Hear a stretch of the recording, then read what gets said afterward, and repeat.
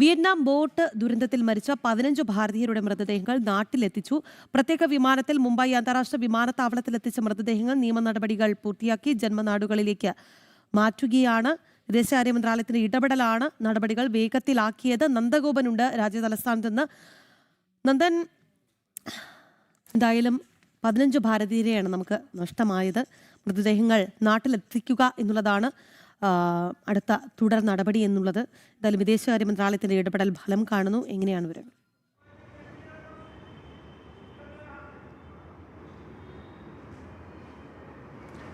രാഖി, രാജ്യത്തെ കണ്ണീരിലാഴ്ത്തിക്കൊണ്ട് 15 പേരാണ് വിയറ്റ്നാമിൽ ബോട്ടപകടത്തിൽ കൊല്ലപ്പെട്ടത്. ഇവരുടെ മൃതദേഹം ഇന്നിപ്പോൾ നാട്ടിലെത്തിച്ചിരിക്കുകയാണ്. ഭാരതീയരാണ് മരണപ്പെട്ടത് എന്ന് സ്ഥിരീകരിച്ചതോടെ പ്രധാനമന്ത്രി നരേന്ദ്രമോദി തന്നെ വിയറ്റ്നാമിൽ നേരിട്ട് ബന്ധപ്പെട്ട് കാര്യങ്ങൾ വേഗത്തിലാക്കുകയായിരുന്നു. മാത്രമല്ല, വിയറ്റ്നാമിലെ ഭാരതത്തിൻ്റെ എംബസി കൂടി ഊർജിതമായി ഈ വിഷയത്തിൽ ഇടപെട്ടു. അങ്ങനെയാണ് പ്രത്യേക വിമാനത്തിൽ ഈ 15 മൃതദേഹങ്ങളും ഇന്ന് പുലർച്ചെയോടെ മുംബൈ അന്താരാഷ്ട്ര വിമാനത്താവളത്തിൽ എത്തിച്ചത്. അവിടെ നിന്നും അവരവരുടെ സ്വദേശങ്ങളിലേക്ക് മൃതദേഹങ്ങൾ ഇതിനോടകം തന്നെ മാറ്റി തുടങ്ങി. ലഭ്യമായ വിവരങ്ങൾ പ്രകാരം തിരുവനന്തപുരത്ത് 2 പേരുടെ മൃതദേഹം ഇതിനോടകം തന്നെ എത്തിച്ചേർന്നു എന്നുള്ളതാണ് മനസ്സിലാക്കിയിരിക്കുന്നത്.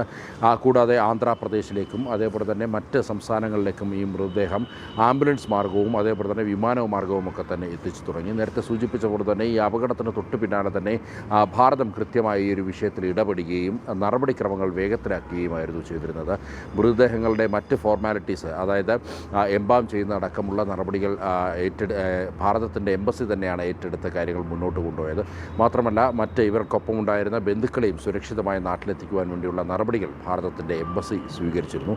അതുകൊണ്ട് തന്നെയാണ് ഇത്ര പെട്ടെന്ന് തന്നെ മൃതദേഹങ്ങൾ നാട്ടിലെത്തിക്കാൻ സാധിച്ചത് എന്നുള്ളത്. അത് ഭാരതത്തിൻ്റെ ഒരു നയതന്ത്ര വിജയം കൂടിയാണ് എന്ന് വേണം വിലയിരുത്താൻ. ഏതായാലും ഇപ്പോൾ തിരുവനന്തപുരത്തടക്കം ഈ മൃതദേഹങ്ങൾ എത്തിച്ചിട്ടുണ്ട്.